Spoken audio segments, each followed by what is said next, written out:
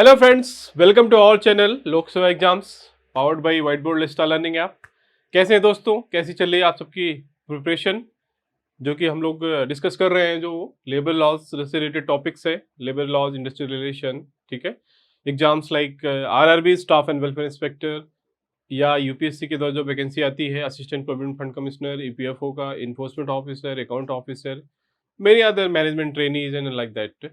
तो जहाँ पर भी लेबर लॉज आईआर का टॉपिक्स एग्जाम के सिलेबस में है, ये वीडियोस, ये जो डिस्कशन है आपके लिए यूजफुल है, ठीक है दोस्तों। तो दोस्तों आज का हमने बहुत सारा टॉपिक्स ऑलरेडी डिस्कस कर लिया है, जो लेबर लॉज से रिलेटेड टॉपिक्स हैं, राइट। आज का हमारा जो टॉपिक है दोस्तों, आज हम लोग डिस्कस करेंगे स्पेशली जो RRB staff and welfare inspector का एग्जाम है, उसका जो 2019 का प्रीवियस ईयर पेपर्स है, बहुत ही इंपॉर्टेंट है। ऑलरेडी हमने बताया था, ऑलरेडी इसके 2 पेपर देखिए हो चुके हैं। हम लोगों ने क्या 2015 का पेपर ऑलरेडी डिस्कस कर लिया है, ठीक है। इसका जो एग्जाम हुआ था, कब हुआ था? जो लास्ट 2015 में एक बार हुआ था, ठीक है। फिर ये 2019 में हुआ था, ठीक है, राइट।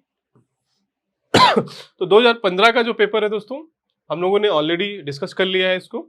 इसका जो सोल्यूशन है जो 2015 के पेपर का, वो हमारे चैनल पे भी उपलब्ध है। इसकी पीडीएफ भी है आपके पास, सोल्यूशन है, एमसीक्यूज के फॉर्म में है, जो हमारा ऐप है white board let's start learning app, right, ठीक है। तो जो भी जिन्होंने भी नहीं देखा है दोस्तों 2015 का सोल्यूशन, वो जाकर देख सकते हैं, यूट्यूब पे भी अवेलेबल है, और हमारे ऐप को डाउनलोड कीजिए, वहां पे आपको कंटिन्यूस जो भी चीजें अपलोड होंगी आपको वहां पे मिलती रहेंगी, राइट, ठीक है। चलो, आई होप अंडरस्टूड, ठीक है।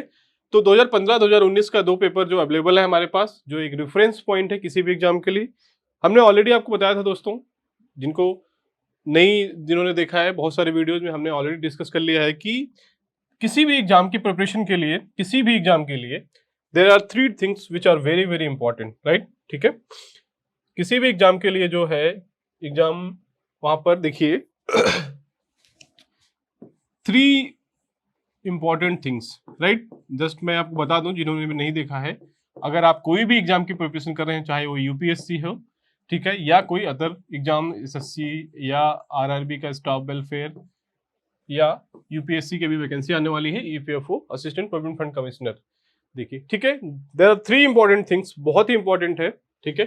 पहला देखिए दोस्तों, आपको क्या है, सिलेबस पता होना चाहिए उस एग्जाम का, प्रॉपरली एकदम आपको अच्छे से समझ लेना है कि उसका सिलेबस क्या है, क्या क्या टॉपिक्स हैं उसमें, क्या क्या टॉपिक्स पढ़ने हैं आपको, वो आपको एकदम क्लियरिटी के साथ होना चाहिए कि क्या पढ़ना है, क्या नहीं पढ़ना है। बहुत सारे स्टूडेंट्स क्या मिस्टेक करते हैं, वो बिना बेसिक एनालिसिस के they start reading random content, ठीक है, रैंडमली कुछ भी पढ़ने लगते हैं, राइट।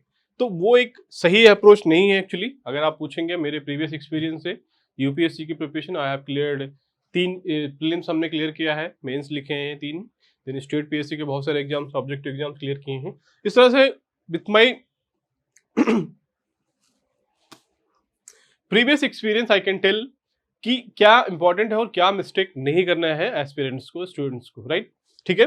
तो आपको क्या करना है दोस्तों, सिलेबस ऑलरेडी वो चीजें हमने वीडियोस बना रखा है, सिलेबस आपको पता है, इसमें कोई डाउट नहीं है।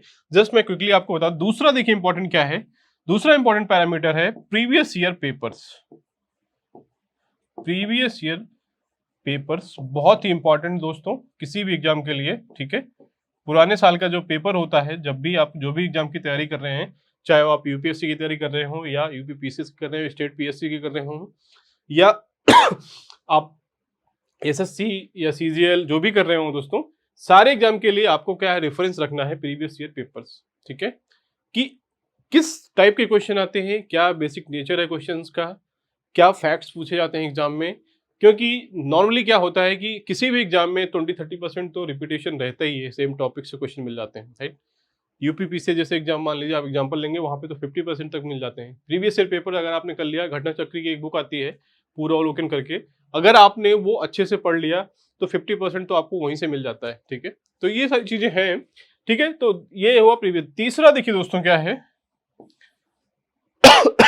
तीसरा है कि मिनिमम कंटेंट, ये बहुत इंपॉर्टेंट है।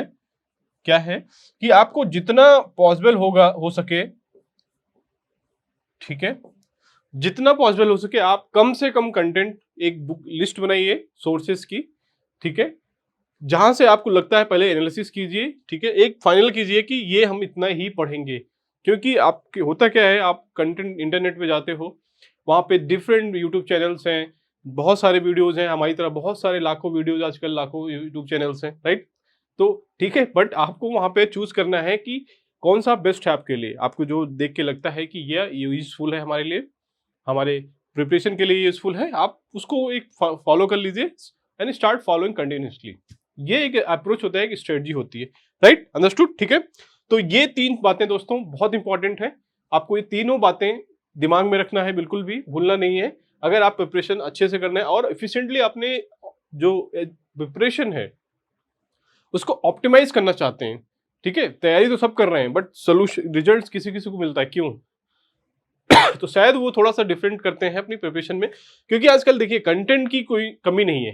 कंटेंट आप यूट्यूब पे जाइए, इंटरनेट पे जाइए या बुक्स चाहिए, सारे कंटेंट अवेलेबल हैं। ऐसा क्या आप अलग पढ़ लोगे कि आपको जो किसी और एस्पिरेंट को नहीं अवेलेबल होगा? There is no such thing, right. तो उसमें कहाँ पे डिफरेंशिएशन होगा? डिफरेंशिएशन जो आपका हो सकता है एग्जीक्यूशन में, कैसे आप प्रिपरेशन को प्लान करते हो, व्हाट इज योर स्ट्रेटजी, कैसे आप स्ट्रेटजी करते हो अपने प्रिपरेशन को, ठीक है, वो इंपॉर्टेंट होता है। उसके बेसिस पे आपको सिलेक्शन मिलता है और आप दूसरी जो भीड़ है उससे अलग होते हो, राइट, ठीक है। तो I hope I have made it clear, right. तो अंडरस्टूड होगा, आपको समझ में आ गया होगा, इसलिए मैंने थोड़ा आपको एक जस्ट जिस्ट दिया, ओवरव्यू दिया कि कैसे आप अपनी प्रिपरेशन को ऑप्टिमाइज कर सकते हो। क्योंकि बहुत सारे कैंडिडेट्स क्या है, स्टूडेंट्स क्या है, a lot of time, a lot of उनका जो प्रीसियस ईयर्स है, जो अपनी यूथ का, they are wasting in their preparation.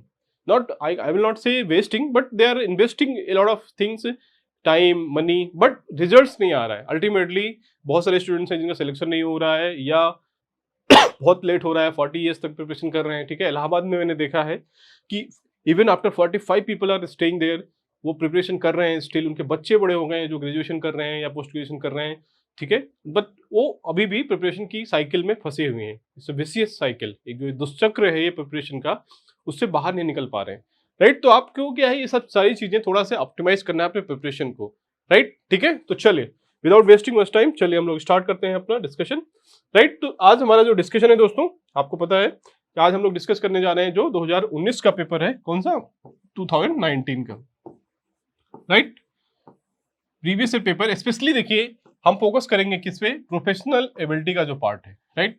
आपको पता है प्रोफेशनल एबिलिटी का जो 50 क्वेश्चन आता है, कितने, इसमें देखिए 50% जो सिलेबस है डिफाइन है वो है प्रोफेशनल एबिलिटी का। 50 क्वेश्चंस आएंगे जो उसमें, ठीक है। ये सारे वीडियोस हमने ऑलरेडी बना रखे हैं, जिन्होंने भी नहीं देखा है दोस्तों हमारे ऐप पे जाइए, वहां पे आपको बहुत सारा कंटेंट मिलेगा specialised for this professional ability, understood, ठीक है। उसमें हो सकता है बहुत सारे कंटेंट अभी अपलोड हो रहे हैं, अपलोड होना बाकी हैं, ठीक है। बहुत सारे स्टूडेंट मैसेज करते हैं सर कंटेंट अभी और भी उसमें जरूरत है, yes there are lot of content अभी अपलोड होगा, तो डोंट वरी, ठीक है। चीजें थोड़ा सा उसमें हम स्ट्रक्चर्ड करने की कोशिश कर रहे हैं ऐप पे, ठीक है। तो जिन्होंने भी नहीं किया डाउनलोड करिए ऐप को, व्हाइट बोर्ड, जिसका लिंक डिस्क्रिप्शन बॉक्स में है, वहां पे सारी चीजें आपको मिल जाएंगी, topic wise MCQs, test series, e book, ठीक है, video lectures, previous year papers, mock test, ठीक है। आपने लास्ट संडे एक मॉक टेस्ट रखा था, ठीक है। जो भी टॉपर्स हैं दोस्तों, अगर वो इंटरेस्टेड है, कुछ उसमें मैंने ग्रुप में भी डाल दिया था टॉपर लिस्ट, राइट। तो अगर उनको कुछ डिस्काउंट भी मिलेगा अगर वो टॉप 20 में जो भी आए हुए हैं, राइट, ठीक है। आप स्टूडेंट सपोर्ट नंबर से कांटेक्ट कर लीजिए अगर इंटरेस्टेड है आप ज्वाइन करने के लिए कोर्स को, राइट, ठीक है। तो चलो without wasting much time we will start our जो एनालिसिस है इसका सोल्यूशन का, ठीक है। चलो देखिए पहला क्वेश्चन क्या है यहाँ पे, देखिए प्रोफेशनल एबिलिटी का जो हमने पार्ट डिस्कस करना शुरू किया है, 2019 का पेपर है ये, ठीक है। पहला क्वेश्चन देखिए हिंदी और इंग्लिश, देखिए दोस्तों दोनों में है। हिंदी ये इंग्लिश में पार्ट है, ठीक है। उसके बाद यहाँ पे देखिए हिंदी में भी है, तो आपको हिंदी और इंग्लिश मीडियम के स्टूडेंट्स किसी को भी कोई प्रॉब्लम नहीं होनी चाहिए, राइट। ये सारे जो इसका पीडीएफ है पीपीटी का, वो भी आपको हमारे ऐप पे मिल जाएगा, राइट, ठीक है। चलो तो हम हिंदी में डिस्कस कर लेते हैं, क्योंकि मेजॉरिटी ऑफ द स्टूडेंट जो है वो ज्यादा डिमांड करते हैं कि सर हिंदी में आप डिस्कशन करिए, ठीक है। चलो तो हिंदी में हम डिस्कस कर लेते हैं, इंग्लिश वालों के लिए मैं I will repeat in English also, ठीक है, ओके। देखिए पहला क्वेश्चन क्या है, बोनस भुगतान अधिनियम 1965 के तहत लेखा वर्ष क्या होता है, accounting year, what is that, accounting year आपको पता होगा, जो भी अकाउंटिंग ईयर होता है कि जो फाइनेंशियल अकाउंटिंग होती है, बैलेंस शीट बनती है कंपनी उसकी, राइट, या गवर्नमेंट का जो अकाउंटिंग ईयर होता है फाइनेंशियल ईयर जिसको बोलते हैं, फाइनेंशियल ईयर या अकाउंटिंग ईयर, वो चीजें यहाँ पे पूछ रहा है कि क्या है, उसका अर्थ क्या है, what is the meaning of accounting year as per the payment of bonus act 1965। But यहाँ पे क्या है, इस एक्ट के हिसाब से आपको बताना है, राइट, ठीक है। ऑप्शन देखिए, किसी कंपनी के संबंध में व जिसके संबंध में मासिक सलाहकार बैठक में उसके समझ रखे गए कंपनी के किसी लाभ और हानि खाते को तैयार किया जाता है, चाहे वह अवधि 1 वर्ष हो या ना हो। दूसरा ऑप्शन क्या है, किसी कंपनी के संबंध में वह अवधि जिसके संबंध में मासिक आम बैठक जो एनुअल जनरल बॉडी मीटिंग होती है उसमें सक्षम रखे गए कंपनी के लाभ और हानि जो profit and loss PL balance होता है, चाहे वह अवधि 1 वर्ष हो या ना हो। यहाँ पे देखिए इंपॉर्टेंट क्या है, वह अवधि 1 वर्ष हो या ना हो। दोनों ऑप्शन में क्या है, अवधि 1 वर्ष हो या ना हो। तीसरा ऑप्शन देखिए क्या है, किसी निगम के संबंध में वह वर्ष जिस दिन निगम की पुस्तकों और खातों को बंद और संतुलित किया जाता है उस दिन समाप्त होता है, ठीक है। ठीक है, किसी निगम के संबंध में वह वर्ष जिस दिन निगम की पुस्तकों को बंद और संतुलित किया जाता है उस दिन से शुरू होता है, ठीक है, राइट। तो देखिए यहाँ पे समाप्त होता है, यहाँ पे शुरू होता है, ये भी डिफरेंस है। तो इसका देखिए दोस्तों आंसर क्या है, इसका आंसर सी है, राइट। सी है कि देखिए फाइनेंशियल क्या होता है आपको पता होगा, ऑलरेडी हमने दिखा था, चलिए आगे बता देते हैं। इसका आंसर देखिए सी है, देखिए यहाँ पे इसका एक्सप्लेनेशन भी है। देखिए धारा 2 के अनुसार यहाँ पे देखिए सेक्शन नंबर भी दिया हुआ है, इसका सोल्यूशन जो एक्सप्लेनेशन है, जो पेमेंट ऑफ बोनस एक्ट है, ठीक है, पेमेंट ऑफ बोनस एक्ट 1965, उसमें सेक्शन 2 के अनुसार लेखा वर्ष का अर्थ है किसी निगम के संबंध में फॉर एनी कॉर्पोरेशन वह वर्ष जिस दिन निगम की पुस्तकें और खाते बंद और संचालित किए जाते हैं समाप्त हो रहा हो, ठीक है। इसमें क्या होता है दोस्तों, देखिए पेमेंट ऑफ बोनस एक्ट में हमने पढ़ाया था, देखिए ये नॉर्मली क्या होता है, ये 1 अप्रैल से it will be starting from 1 April to 31st, okay, 31st March, right. कोई भी जो एक ईयर होता है फाइनेंशियल ईयर या जिसको अकाउंटिंग ईयर भी बोलते हैं, 1 अप्रैल से 31 मार्च तक होता है, राइट। इसके बाद क्या होता है दोस्तों, 31 को एज ऑन हम अपना जो भी होता है प्रॉफिट एंड लॉस जो अकाउंट होता है उसको क्लोज करते हैं। We will consider from 1 April to 31 March as a year duration, वहां पे हम अपना प्रॉफिट एंड लॉस सब कुछ, वही बोल रहा है कि जहां पे पुस्तकें जो निगम की पुस्तकें और खाते जो अकाउंट्स हैं या जो प्रॉफिट एंड लॉस स्टेटमेंट्स है वो क्लोज किए जाते हैं और उसको बैलेंस किया जाता है, बैलेंस शीट बनाई जाती है, तो वो जब खत्म हो रहा है कब, इस डेट पे, that will be called as a accounting year, right, understood, ठीक है। 1 अप्रैल से 31 मार्च normally in case in India companies follow this cycle, ठीक है, राइट, समझ गए, ठीक है। पेमेंट ऑफ बोनस एक्ट में क्या होता है कि 31 मार्च के बाद विद इन 8 मंथ्स जो एज पर द वो है कितना, विद इन 8 मंथ्स मैक्सिमम मार्च के बाद आपको जो बोनस है उसको पे करना है। ये हमने ऑलरेडी अपने जो पेमेंट ऑफ बोनस एक्ट था उसमें ये चीज देखी थी, राइट, ठीक है, कि कितने दिन में मैक्सिमम, तो दैट इज 8 मंथ्स विद इन आफ्टर 31 मार्च विद इन 8 months you have to pay जो बोनस होता है वर्कर्स का, राइट, ठीक है, समझ गए। अच्छा क्वेश्चन है बट उन्होंने थोड़ा से उसकी लैंग्वेज थोड़ा डिफरेंट कर दी है, ठीक है, राइट, ठीक है। चलो दूसरा क्वेश्चन देखते हैं। दूसरा क्वेश्चन देखिए, what is mean by cooperative societies under the payment of bonus amendment act 2015, right, right, understood, ठीक है।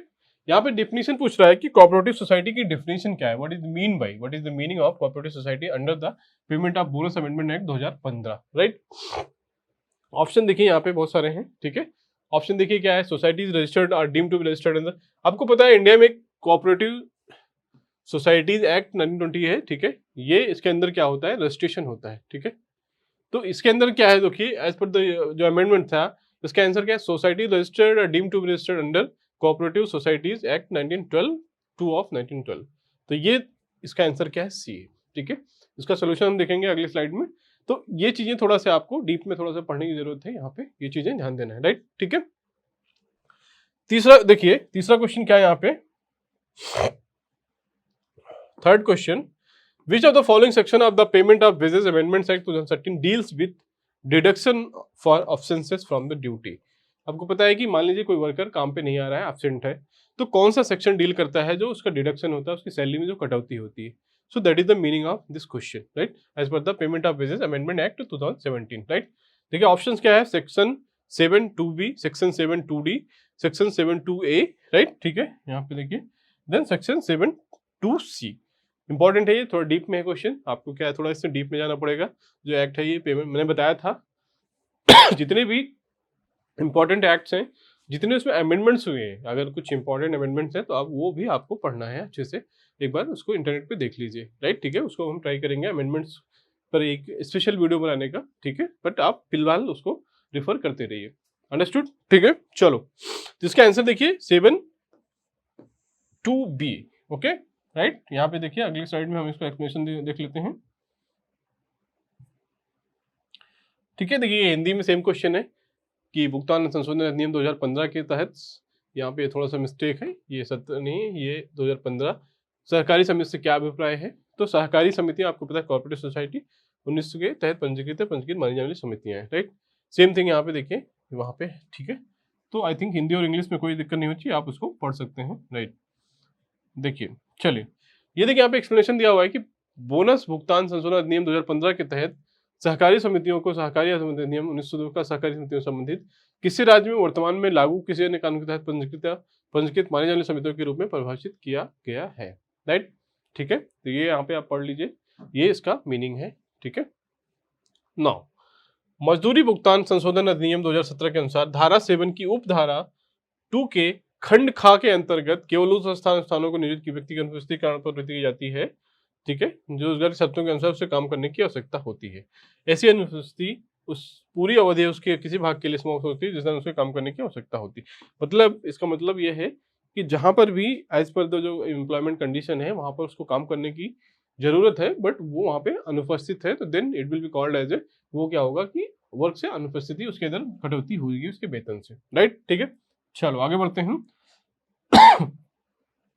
देखिए चौथा क्वेश्चन देखते हैं, यहाँ पे चौथा क्वेश्चन देखिए हिंदी में देख लेते हैं, ठीक है। भारतीय संविधान के लेखन में से किस अनुच्छेद में काम की न्याय संगत और मानवीय स्थिति सुनिश्चित करने और मातृत्व राहत मैटरनिटी बेनिफिट मैटरनिटी जो है राहत के लिए प्रावधान है। आपको पता है, हमने बताया था जो इंडियन कॉन्स्टिट्यूशन है डायरेक्टिव स्टेट ऑफ प्रिंसिपल, आपको पता होगा, थोड़ा सा मैं जिनको नहीं आइडिया है मैं पॉलिटी का भी थोड़ा आइडिया दे देता हूँ आपको। देखिए आपको पता है कि इंडिया में की जो कॉन्स्टिट्यूशन है, ठीक है, वहां पे क्या है, फंडामेंटल राइट्स,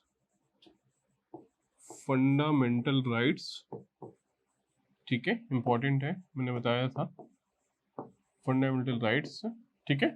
दूसरा क्या है, directive state of principle, directive state of principle, नीति निर्देशक तत्व, जिसको क्या बोलते हैं, नीति निर्देशक तत्व, प्रिंसिपल्स, ठीक है। ये क्या है, देखिए फंडामेंटल राइट्स बहुत इंपॉर्टेंट है, ठीक है, आपको पता होगा ये, ठीक है। जिनको भी नहीं आइडिया मैं बता देता हूं थोड़ा से, ठीक है। देखिए ये क्या, देखिए आर्टिकल 12 से लेके जो कॉन्स्टिट्यूशन है 35 तक, that is under fundamental rights, जिसको मौलिक अधिकार या मूल अधिकार भी बोलते हैं, ठीक है। 12 से 35 article 12 to 35 that is called under fundamental rights, ठीक है, मौलिक अधिकार। Then directive state of principle, जिसको नीति निर्देशक तत्व बोलते हैं, ये क्या है, फ्रॉम 36 आर्टिकल टू 51, ठीक है। ये इंपॉर्टेंट है एग्जाम के लिए, एटलीस्ट आपको fundamental rights, this directive state of principle, नीति निर्देशक तत्व, तो ये चीजें एटलीस्ट आपको याद रखनी है, क्योंकि इसमें बहुत सारे इंपॉर्टेंट प्रोविजंस हैं, राइट, ठीक है।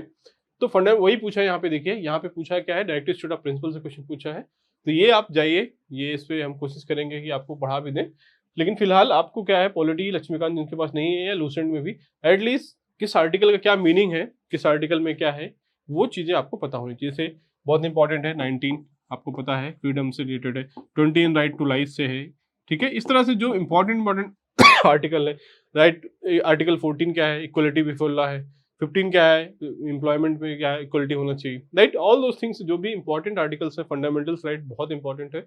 इसी तरह से डायरेक्टिव स्टेट ऑफ प्रिंसिपल भी एक एक करके बहुत ही इंपॉर्टेंट है, राइट, इस पर पक्का क्वेश्चन आता है, तो आपको ये चीजें याद होनी चाहिए, फंडामेंटल राइट्स और डायरेक्टिव स्टेट ऑफ प्रिंसिपल, दो चीज तो आप याद कर लीजिए पॉलिटी में, बाकी कुछ भले में पढ़िए, ठीक है, हर एग्जाम में कहीं ना कहीं से क्वेश्चन आता है, राइट, ठीक है। I hope I have made it very very clear. चलो आगे बढ़ते हैं, ठीक है। तो यहां पे देखिए जो क्वेश्चन है, देखिए दोस्तों,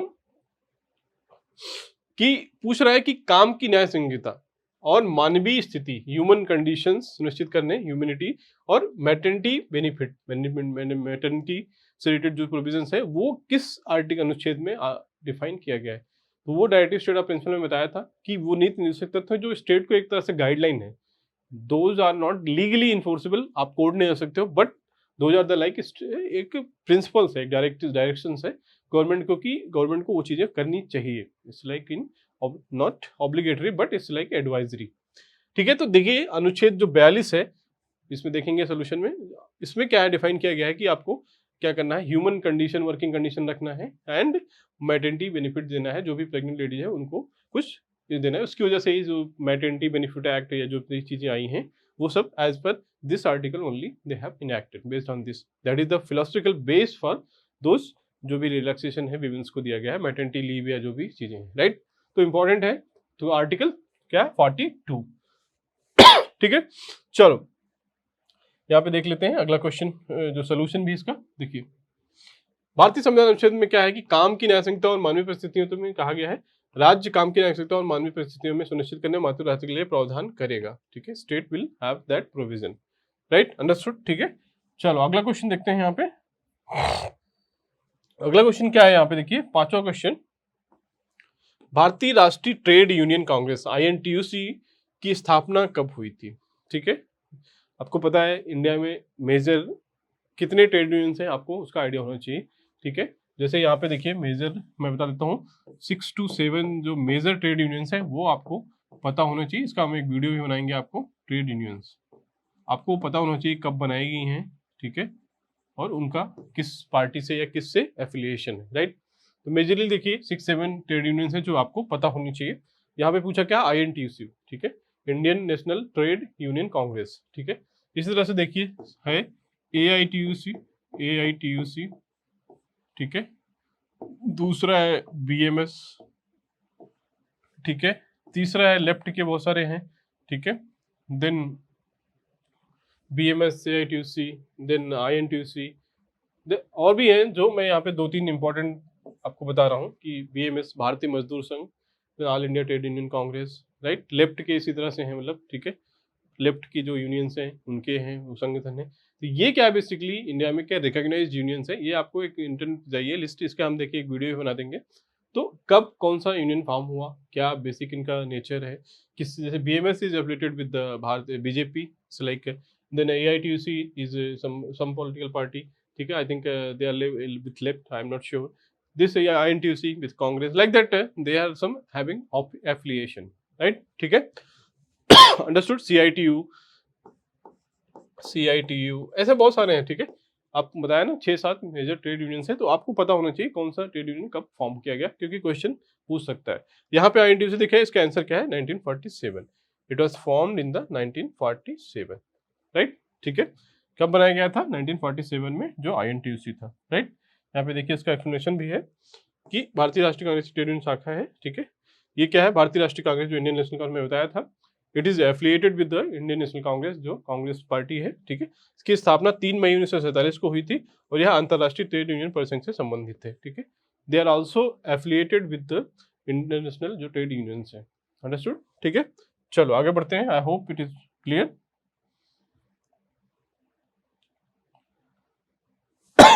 छठवां देखिए क्या है, according to factories act 1948 which of the following section defines a hazardous process, जो खतरनाक प्रोसेस होता है, जिसको हैजार्डस मतलब कि जो बहुत डेंजरस है, हैजार्डस प्रोसेस किस सेक्शन में डिफाइन किया गया है। देखिए ऑप्शन है section 2ED, 2BE, 2CB, 2PB, right. ये सब चीजें हमने देखा था बेयर एक्ट में, ये सब चीजें हैं डीप में, क्योंकि सेक्शंस क्या है बहुत डीप में जाएगा तो मुश्किल है आपके लिए करना क्वेश्चन। ठीक है, तो बट फिर भी आप कोशिश करिए, जितने इंपॉर्टेंट चीजें हैं, इंपॉर्टेंट टर्मिनोलॉजीज हैं किस सेक्शन में है वो हम यहाँ पे, इसका आंसर देखिए क्या है, इसका 2CB है, सी ऑप्शन करेक्ट है, राइट। ठीक है, राइट। चलो अगला क्वेश्चन देखते हैं, a sum sufficient for the normal and reasonable needs of the average employees living in the locality where work under consideration is done, this definition relate to which of the following types of wages। ये क्या है, जो veg types होते हैं हमने बताया था, हमने अपने वीडियो में भी डिस्कस किया था, जैसे क्या मिनिमम वेजेस होता है, फेयर वेजेस होता है, लिविंग वेजेस होता है, इस तरह से कैटेगरीज है, मंथली वेजेस होता है। तो यहाँ पे देखिए sum sufficient for the normal and reasonable needs of the average employees living in a locality where work under consideration is done. मतलब वो सफिशियंट और नॉर्मल और रीजनेबल है, it is not minimum, it is saying कि sufficient and reasonable. तो इसका मतलब क्या है, देखिए ये लिविंग वेज का एग्जांपल है, मतलब कि जो उसकी जरूरतें पूरी कर सके, ठीक है। मिनिमम बेस क्या होता है कि मिनिमम आवश्यकताएं, बेसिक नीड्स के लिए, बहुत बेसिक, इट्स नॉट कि रीजनेबल है उसके, they are just for surviving the people, ठीक है, वर्कर्स। तो वो दो मिनिमम वेजेस होता है। फेयर बेस उससे थोड़ा ज्यादा होता है कि जो कि उनके वो डिजर्व करते हैं, राइट। तो उनको बेसिक से थोड़ा और चीजें कर सकते हैं। बट लिविंग वेजेस क्या है, so that they can have comfort of living and they can live with comfort, ठीक है, अपनी लाइफ को।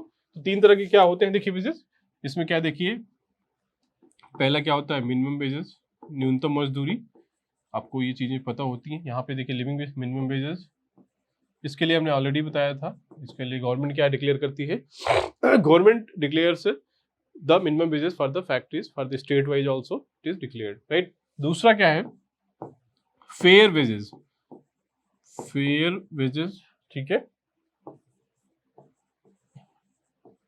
फेयर मतलब कि जो एक सही है, ठीक ठाक है, रीजनेबल। देन तीसरा क्या है, लिविंग वेजेस, डिफरेंस है तीनों में, ठीक है, बहुत माइन्यूट डिफरेंस है। ये आप सोचोगे कि एग्जैक्ट एकदम पैसे के टर्म में, तो ऐसा कुछ भी नहीं है, these are just like a theoretical framework, right. Minimum wages क्या है, देखिए ये सबसे कम होता है, देन ये देखिए बढ़ता रहता है, ये this is the lowest, then उसके बाद fair wages means you are adding more thing, then finally living wages is the most reasonable and it will be like having all the comforts and things, right. तो ये तीनों wages दोस्तों कभी पूछ सकता है। Minimum wages is the guaranteed by legally, ठीक है, लीगली जो कानूनी रूप से जो गारंटीड है वो मिनिमम वेजेस है, ठीक है, दैट इज गारंटीड, ठीक है, कौन सा, मिनिमम वेजेस, ठीक है। और लिविंग वेजेस क्या है, there is no any legal backing, ठीक है, ये डिपेंड्स ऑन जो स्टेब्लिशमेंट है या जो फैक्ट्रीज है वो कितना दे सकते हैं, राइट, ठीक है। आई होप ये समझ में आ गया होगा दोस्तों आप लोगों को। सेम थिंग देखिए यहाँ पे हिंदी में भी है, वह राशि जो इलाके में रहने और औसत कर्मचारी की सामान्य उचित जरूरतों को पूरा करने के लिए है, उसको क्या मासिक मजदूरी, उचित मजदूरी, और यहाँ पे देखिए जीवन निर्वाह मजदूरी, इसको हिंदी में क्या बोलते हैं, लिविंग वेजेस, मतलब कि जीवन निर्वाह, सॉरी, ठीक है, जीवन निर्वाह मजदूरी, राइट, ठीक है।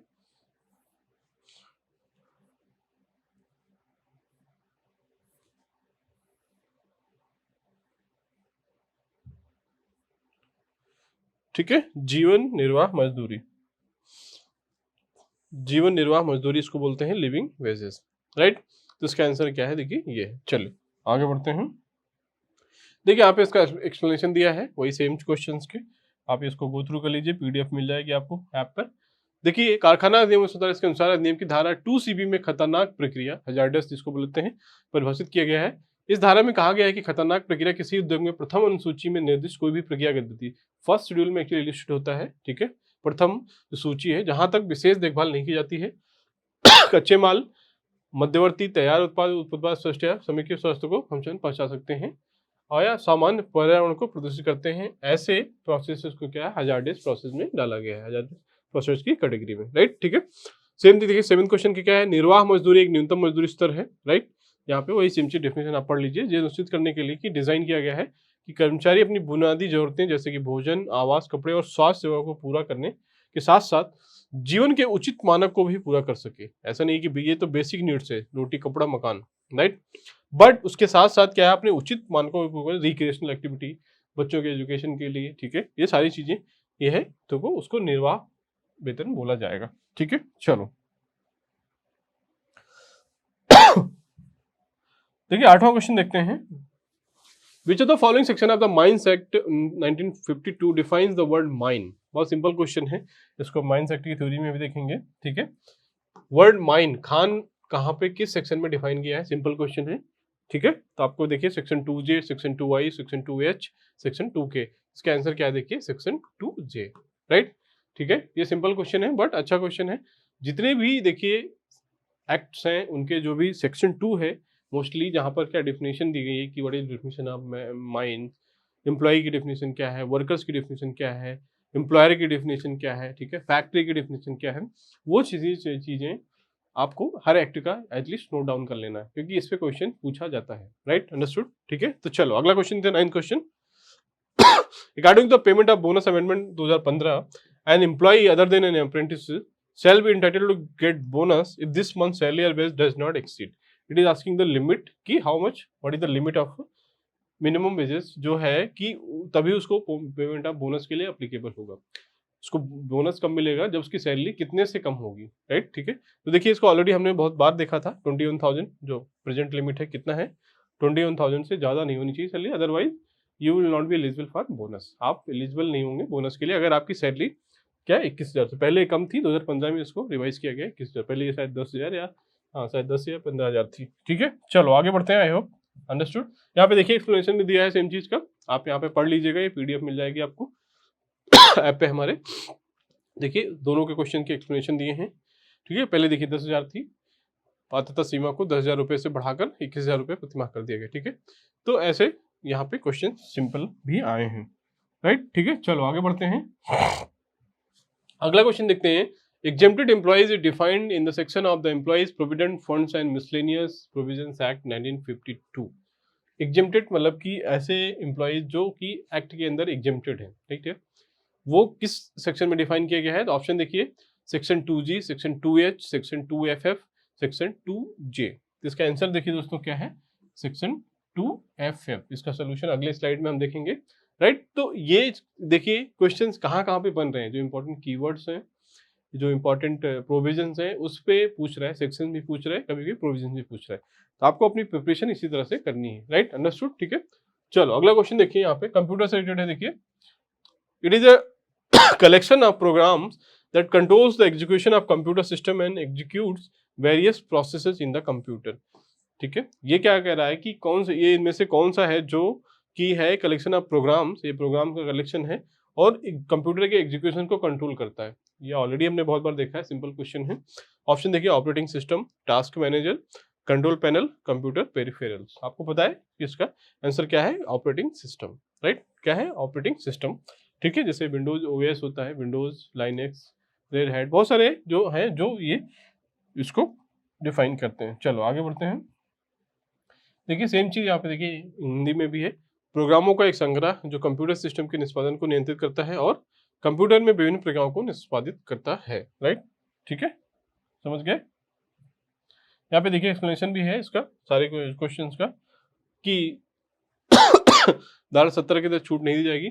देखिए, छूट प्राप्त कर्मचारी को कर्मचारी भविष्य निधि और प्रबंधन अधिनियम धारा प्रभावित किया गया उस कर्मचारी को संदर्भित करता है जो किसी योजना या बीमा योजना के अंतर्गत आता है लेकिन उसे धारा के तहत छूट नहीं दी गई होती है। ठीक है, मान लीजिए कोई एम्प्लॉई जो है वो कर्मचारी ऑलरेडी किसी बीमा या किसी अदर स्कीम के अंदर कवर्ड है, देन वो क्या होगा? ही will B exempted from this PFO act. ठीक है, समझ गए? उसका ये मीनिंग था। इसी तरह से देखिए यहाँ पे ऑपरेटिंग सिस्टम की डेफिनेशन दी गई है। What is operating system? Operating system प्रोग्रामों का एक संग्रह है जो कंप्यूटर के निष्पादन को नियंत्रित करता है और कंप्यूटर में विभिन्न प्रक्रियाओं को निष्पादित करता है। यह उपयोगकर्ता और हार्डवेयर के बीच एक इंटरफेस के रूप में कार्य करता है। अंडरस्टूड? ठीक है, चलो आगे बढ़ते हैं। I hope it is clear. अगला क्वेश्चन देखिए क्या है। Which section of the Employees Compensation Amendments Act 2017 defines managing agent? मैंने बताया था, देखिए मैनेजिंग एजेंट। ठीक है, आपको पता होना चाहिए मैनेजिंग एजेंट किसको कौन डिफाइन करता है। देखिए इसको हिंदी में देख लेते हैं, हिंदी में ज़्यादा लोगों को समझ में आएगा।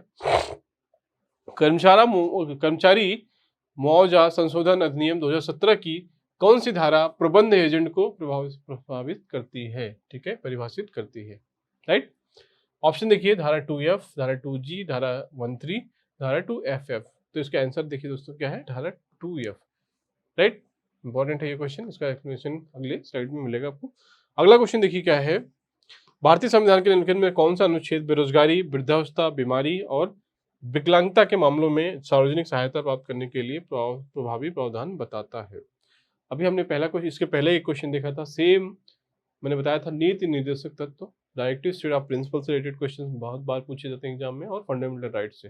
फिर से यहाँ देखिए क्वेश्चन आ गया, वो क्या था? मैटरनिटी बेनिफिट और या जो ह्यूमिनिटी कंडीशन, ठीक है, मानवीय कंडीशंस प्रोवाइड करना वर्कर्स को। यहाँ पे देखिए क्या क्वेश्चन है कि बेरोजगारी, वृद्धावस्था या जो ओल्ड लोग हैं या इन केस ऑफ हेल्थ या जो फिजिकली हैंडीकैप्ड हैं, उनकी जो है एक हेल्प करने के लिए क्या क्या प्रोविजंस क्या है गवर्नमेंट को करनी चाहिए, कुछ प्रोविजंस बनाना चाहिए, वो किस अनुच्छेद में मेंशन है, राइट? ऑप्शन देखिए 43, 44, 42, 41। ठीक है, तो इसका आंसर देखिए दोस्तों क्या है 41, क्या है अनुच्छेद आर्टिकल 41। अंडरस्टूड। इंपॉर्टेंट है, मैंने इसलिए बताया। आप डायरेक्ट जो भी डायरेक्टिव स्टेट ऑफ प्रिंसिपल है या फंडामेंटल राइट्स है वो सारे आप लिस्ट बना लीजिए और इसको एक एक करके याद कर लीजिए, सारे एग्जाम में यूजफुल होता है, राइट। ठीक है, it is useful for all examinations.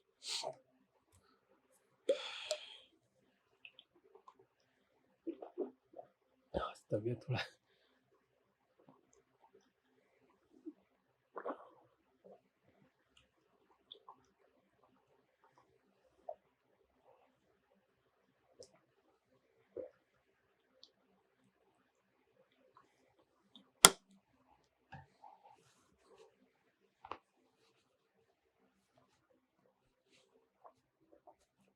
Okay तो ये 13 क्वेश्चन का देखिए आंसर क्या है, अनुच्छेद 41, आर्टिकल 41। चलिए आगे बढ़ते हैं। देखिए यहाँ पे एक्सप्लेनेशन दिया हुआ है दोनों क्वेश्चंस का, आप पढ़ लीजिए देखिए कि संशोधन में जो है क्या है। देन इसी तरह से अनुच्छेद 41 में क्या है कि राज्य अपनी आर्थिक क्षमता और विकास की सीमाओं के भीतर बेरोजगारी, बुढ़ापे, बीमारी और विकलांगता के मामलों में और अवांछनीय अभाव के अन्य मामलों में काम करने, शिक्षा और सार्वजनिक सहायता के अधिकार को सुरक्षित करने के लिए प्रभावी प्रावधान करेगा। अंडरस्टूड।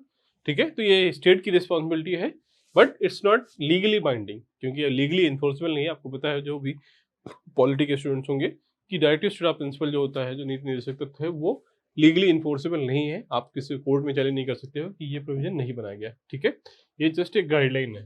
ठीक है, चलो ओके अगला क्वेश्चन देखते हैं दोस्तों। यहाँ पे देखिए अगला क्वेश्चन क्या है। ठीक है औद्योगिक विवाद अधिनियम 1947, इंडस्ट्रियल डिस्प्यूट एक्ट 1947 निम्न में से कौन सी धारा श्रम न्यायालय का गठन करती है? आपको पता है, ठीक है, labour code. Under which section there is a provision for labour code under the industrial dispute act 1947? Simple question है। जब हमने इंडस्ट्रियल डिस्प्यूट एक्ट पढ़ा था उसमें क्वेश्चन भी अटेम्प्ट किया था। ठीक है, इसमें एमसीक्यूज में भी देखा था और थ्योरी में भी हमने डिस्कस किया था, राइट। ऑप्शन देखिए क्या है, धारा 6, धारा 7, धारा 5, धारा 9। तो इसका आंसर क्या है दोस्तों, देखिए इसका धारा 7 है। ठीक है, सेक्शन 7 में ये चीजें यहाँ पे मेंशन है। ठीक है दोस्तों, तो किसमें है, सेक्शन 7, राइट। इसका आंसर क्या है, सेक्शन 7, धारा 7, राइट। चलिए आगे बढ़ते हैं, अगला क्वेश्चन देखते हैं। बोनस अधिनियम, जो बोनस भुगतान अधिनियम 1977 आवंटन योग्य अधिशेष के बारे में निम्नलिखित में कौन सा कथन सही है? ठीक है, ये क्या है, अवेलेबल सरप्लस। ठीक है, इंग्लिश में इसका देखिए मीनिंग देख लेते हैं, क्योंकि बहुत सारे स्टूडेंट को समझ में नहीं आएगा कि इसका देखिए एलोकेबल सरप्लस, इसको क्या बोलते हैं, एलोकेबल सरप्लस। कि जो बोनस एक्ट में आपको पता है कि मिनिमम कितना है, 8.33%, राइट।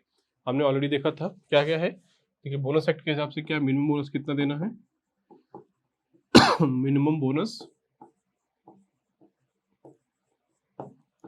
8.33%, ये ऑलरेडी हमने डिस्कस किया अपनी थ्योरी में। देन मैक्सिमम बोनस कितना दे सकते हैं, maximum bonus how much, 20%, right. ठीक है, बट उसमें कंडीशंस क्या है कि आपके पास जो रिसोर्सेस अवेलेबल है, आपका प्रॉफिट जो है बकेट है, प्रॉफिट बास्केट है, वो कैसे कैलकुलेट करोगे कि अवेलेबल फंड्स कितना है, राइट। क्योंकि मिनिमम तो इतना है, मैक्सिमम इतना है, बट इसके बीच में कैसे डिसाइड करेंगे कि फंड्स कितना है? तो वही पूछ रहा है कि एलोकेबल सरप्लस, कि जो उपलब्ध है सरप्लस जो कि आप बोनस के फॉर्म में दे सकते हो, वो कैसे डिसाइड करते हैं, राइट। प्रॉफिट का कितना परसेंट, राइट। प्रॉफिट मान लीजिए बहुत सारा हुआ है, बट कितना परसेंट आप बोनस के लिए एलोकेबल सरप्लस दे सकते हो। ठीक है, इसको हिंदी में देखिए, वही मीनिंग है। हिंदी में देखिए यहाँ पे क्या बोलते हैं इसको, आवंटन योग्य अधिशेष जो कि डिस्ट्रीब्यूट हो सकता है in form of bonus, right. ठीक है, इसका देखिए ऑप्शन क्या है, किसी अन्य मामले में ऐसे उपलब्ध अधिशेष का 70%, 70% कह रहा है। किसी अन्य मामले में ऐसे उपलब्ध अधिशेष का 75%। ठीक है, सी क्या है, किसी नियोक्ता के संबंध में जो एक किसी कंपनी, बैंकिंग कंपनी के अलावा जिसने अपने आयकर अधिनियम की धारा के अनुसार भारत के भीतर अपने लाभ में देय लाभांश की घोषणा और भुगतान के लिए आयकर अधिनियम की निर्धारित व्यवस्था नहीं की है। ठीक है किसी अन्य मामले में ऐसे उपलब्ध अधिशेष का 65%, राइट। फिलहाल इसका जो क्वेश्चन का मतलब है दोस्तों, इसमें कोई फिक्स परसेंटेज नहीं है। ये क्या कह रहा है कि देखिए इसका आंसर सी है कि यहाँ पे देखिए एक्सप्लेनेशन देख लेते हैं अगली स्लाइड में हम। ओके ठीक है, देखा था श्रम न्यायालय किसमें, धारा 7 में, ये तो हमने देख लिया।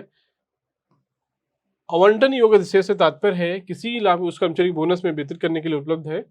इसकी गणना उपलब्ध अधिशेष के विशिष्ट प्रतिशत, अधिकांश कंपनियों के लिए 70%, बैंकिंग कंपनियों के लिए 67% के रूप में किया जाता है, but that is not fix, right.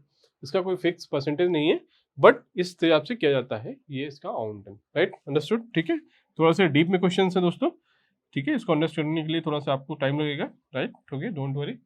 अगला क्वेश्चन देखिए क्या है, 16th question, under the industrial employment standing orders act 1946 what does appellate authority mean. ठीक है, एप्लीएट अथॉरिटी आपको बताया था, हमने पढ़ा था कि जो भी industrial employment standing orders act है 1946, what does appellate authority mean. देखिए ऑप्शंस क्या है, an authority appointed by central government by notification, ठीक है, an authority appointed by district zones, an authority appointed by state government, an authority appointed by appropriate government by notification in the official gazette to exercise in such area may be specified in notification the function of an appropriate authority under this act। हमने देखा दोस्तों यहाँ पे important terms क्या है, देखिए appropriate government, ठीक है, सब में देखिए क्या सेंट्रल गवर्नमेंट लिखा है, कहीं पे डिस्ट्रिक्ट कहीं लिखा है, कहीं स्टेट गवर्नमेंट लिखा है, बट हम लोगों ने पढ़ा था ज़्यादातर एक्ट्स में क्या है, एप्रोप्रिएट गवर्नमेंट सही टर्म है, राइट।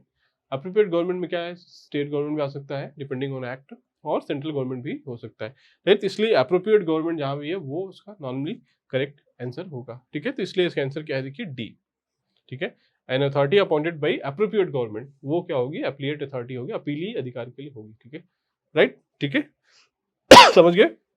नाउ अगला क्वेश्चन देखिए क्या है, 17 क्वेश्चन यहाँ पे देखिए क्या है, who had written the book industrial relation system IRS 1958 में लिखी गई थी। ये बुक है जो कि इंडस्ट्रियल रिलेशन सिस्टम्स के बेस पे है, ठीक है। उसका राइटर कौन है, देखिए ऑप्शन क्या है, Peter Robinson, John Thomas Dunlop, FH Harbison, then Karl marks.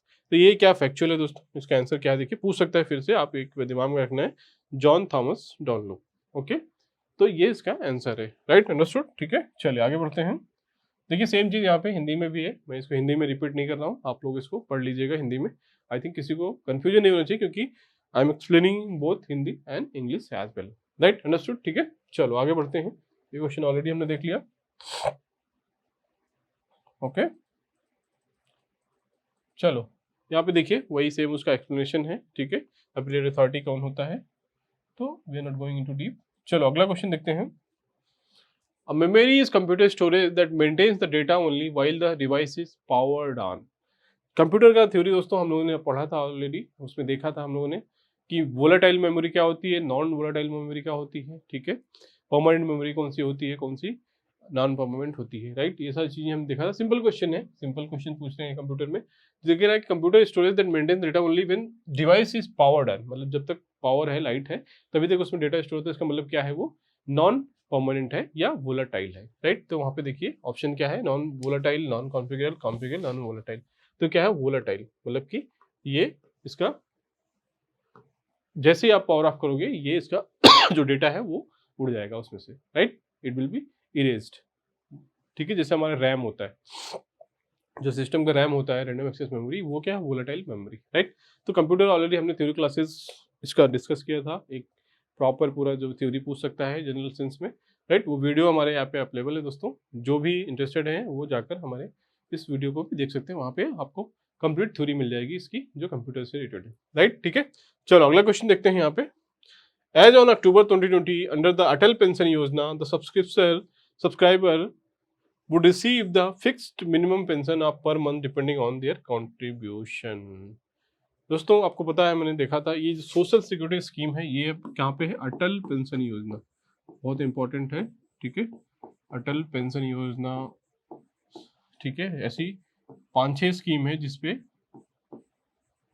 Question बनते हैं, राइट, अटल पेंशन स्कीम, इसी तरह से और भी है, ठीक है, Deendayal Upadhyay scheme, some there are many things are there, we will discuss, I am planning to have a separate lecture on this social security scheme in India, right, तो उसमें हम बात करेंगे। आज यहाँ पर केवल अटल पेंशन की बात कर लेते हैं। तो ये क्या है दोस्तों, एक पेंशन स्कीम है दोस्तों, जो भी उसमें अनऑर्गेनाइज्ड सेक्टर में काम करते हैं, राइट, जो किसी भी और पेंशन में नहीं काम कर इनरोल्ड हैं, वो लोग क्या है इसमें इनरोल कर सकते हैं, ठीक है, राइट। उसमें क्या है देखिए, इसमें सब्सक्राइबर के जो प्रीमियम के बेसिस पे, उसके एज के बेसिस पे उसको प्रीमियम पे करना पड़ता है। इसमें क्या है देखिए, इसमें जो रेंज है पेंशन का वो मिनिमम 1000 और मैक्सिमम 5000। How much?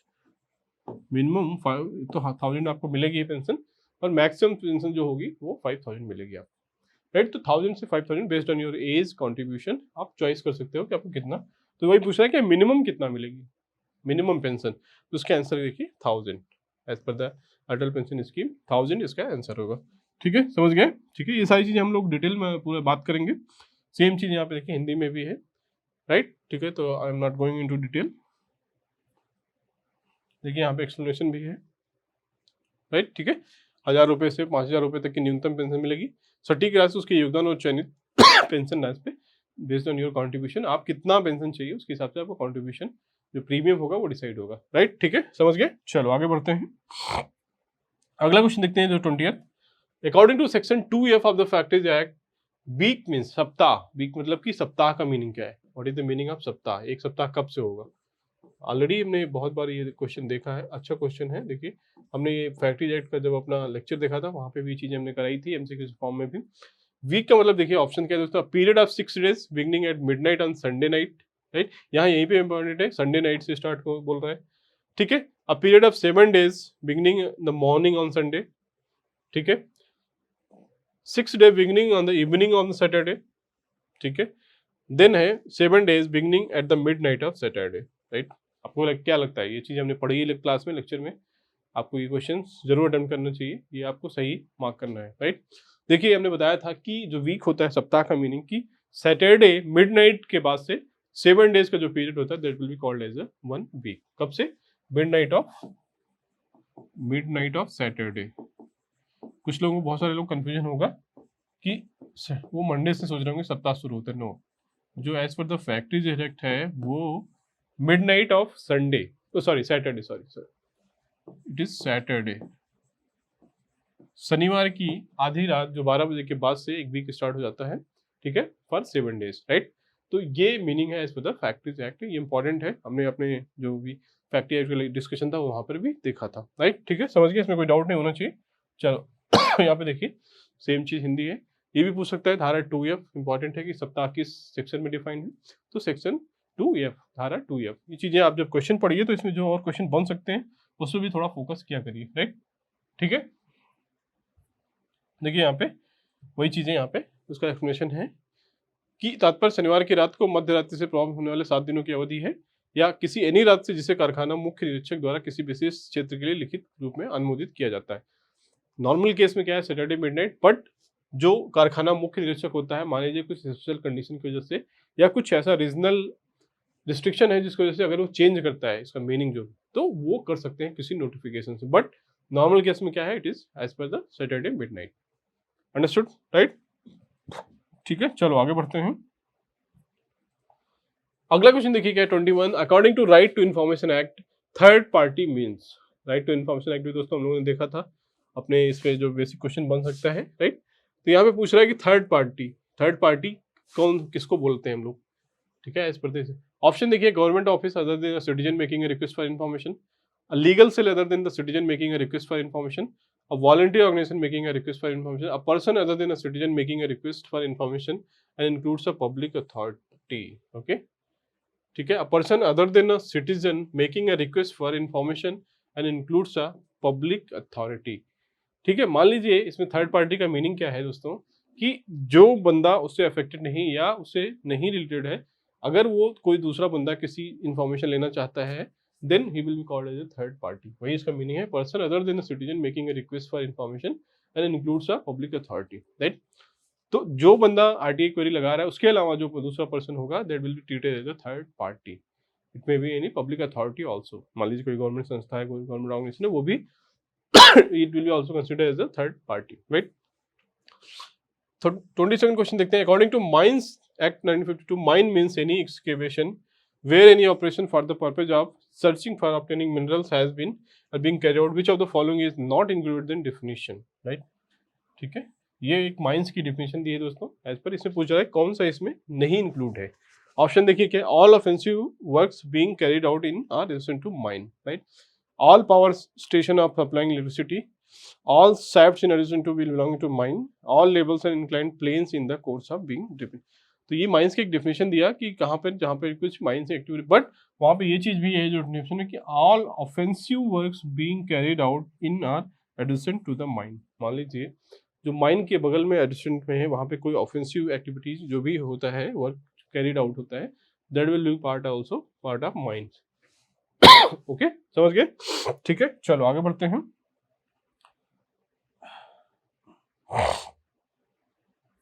ओके, देखिए सेम चीज हिंदी में भी यहाँ है कि सूचना का अधिकार अधिनियम 2015 के अनुसार तीसरा पक्ष का अर्थ क्या है, राइट? सूचना के अनुसार काम करने लगेगा उन लोग कोई व्यक्ति, राइट? ठीक है, सभी आक्रामक कार्य। ठीक है, यहाँ पे देखिए 23rd देखते हैं दोस्तों। विच of the following is not the scope outline in the payment of bonus act amendment 2015। ठीक है, 2015 जो पेमेंट ऑफ बोनस एक्ट है उसमें कौन सा स्कोप में नहीं है? ऑप्शन देखिए, to provide for set off and set on mechanism. Already हमने बताया था set off set on mechanism कि मान लीजिए एक साल प्रॉफिट ज़्यादा हो जाता है, किसी साल कम होता है, तो आप वो प्रॉफिट को कैरी फॉरवर्ड कर सकते हो आइदर इन नेगेटिव वे और पॉजिटिव वे, राइट? ठीक है, अगर सरप्लस है तो आप उसको नेक्स्ट ईयर कैरी फॉरवर्ड करते हो, अगर डिफिसिट है तो आप नेक्स्ट ईयर उसको प्लान कर सकते हो, राइट? उसको कंपनसेट कर सकते हो अगर आप नेक्स्ट ईयर ज़्यादा प्रॉफिट आपको आता है, राइट? तो ये सेट ऑफ सेट ऑन, तो ये तो प्रोविजन है। दूसरा ऑप्शन क्या है? To provide counselling session to the workers every month. तीसरा है to improve statutory liability to pay bonus, to prescribe a formula for calculating bonus. आपको पता है दोस्तों, ये पहला, तीसरा, चौथा, ये सारे जो पेमेंट ऑफ बोनस एक्ट है उसके अंदर प्रोविजंस हैं, बट इस कहीं भी नहीं लिखा है कि provide counselling session to the workers every month. So this is not there as per the जो बोनस एक्ट। तो इसका आंसर क्या है? बी। इज आस्किंग कि which of the following is not under the scope, right? ठीक है, तो I hope it is clear. 24th देखते हैं, which of the following is not a function of trade unions. Trade unions act में दोस्तों, trade unions act 1926 हमने उसमें देखा था what is the function of trade union, what are the basic provisions, all those things. Simple question है, यहाँ पे पूछ रहा है कि कौन सा फंक्शन नहीं है, मतलब कौन सा इसका कार्य नहीं है ट्रेड यूनियन का। ऑप्शन देखिए, inter moral activities, political activities, ठीक है, extra moral activities, cultural activities. ठीक है, मोरल एक्टिविटीज थोड़ा सा देख लेते हैं, आपको जिसको भी डाउट आ रहा होगा देखिए हिंदी में उसको समझ में आ जाएगा। ठीक है, कौन सा ट्रेड यूनियन का कार्य नहीं है? देखिए, सांस्कृतिक कार्य, कल्चरल एक्टिविटीज कराना, that is not part of जो ट्रेड यूनियन का मैंडेट है, right? That is not as part of, आप इसको एलिमिनेट कर सकते हो क्योंकि कल्चरल प्रोग्राम कराना is not mandate for trade union, it is for negotiation. Employer के बीच में जो भी चीजें हैं वो एम्प्लॉयमेंट कंडीशन से लेके वो है, but cultural programme is not part of that. Okay, ठीक है, चलो आगे बढ़ते हैं। I hope it is clear. ठीक है,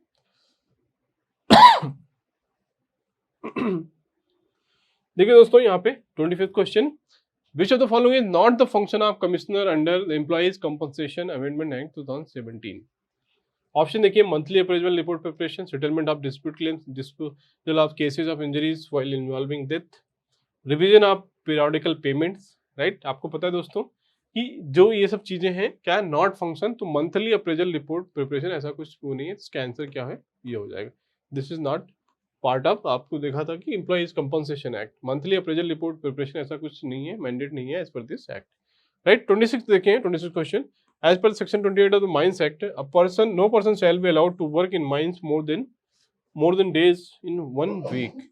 बहुत सिंपल क्वेश्चन है, एज पर द सेक्शन 28 पूछ रहा है जो माइंस एक्ट है उसमें कितने दिन अलाउड है काम करने के लिए मैक्सिमम, तो ऑलरेडी आपको पता है दोस्तों 6 डेज। बहुत सिंपल क्वेश्चन है कि 6 दिन से ज्यादा आप अलाउ नहीं कर सकते हो किसी को काम करने के लिए। ठीक है दोस्तों, समझ गए, राइट? तो यहाँ पे देखिए 6 days maximum in 1 week, 6 days is allowed. ठीक है, तो इसका यहाँ पे देखिए सोल्यूशन भी देख लीजिए, हिंदी में देखिए वो सेम चीजें हैं और यहाँ पे देखिए इसका सोल्यूशन है, राइट? धारा 28 के अनुसार किसी भी व्यक्ति को किसी भी एक सप्ताह में 6 दिन से अधिक कदम में काम करने के लिए अनुमति नहीं दी जाएगी।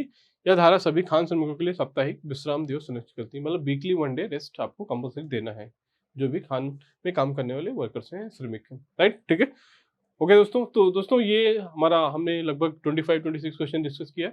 ठीक है, इसका जो नेक्स्ट पार्ट है, नेक्स्ट वीडियो हम लोग अलग दूसरे पार्ट में देखेंगे। ठीक है, तो चलिए, अगर आप इंटरेस्टेड है दोस्तों फुल वीडियो देखने के लिए, इसका कंप्लीट जो सोल्यूशन है जो प्रीवियस ईयर्स का, नेक्स्ट पार्ट देखने के लिए प्लीज़ हमारा ऐप को डाउनलोड करिए। ऐप पे आपको पूरा इसका कंप्लीट पार्ट वहाँ पे मिल जाएगा। ठीक है, व्हाइट बोर्ड ऐप, जिसका लिंक डिस्क्रिप्शन बॉक्स में है।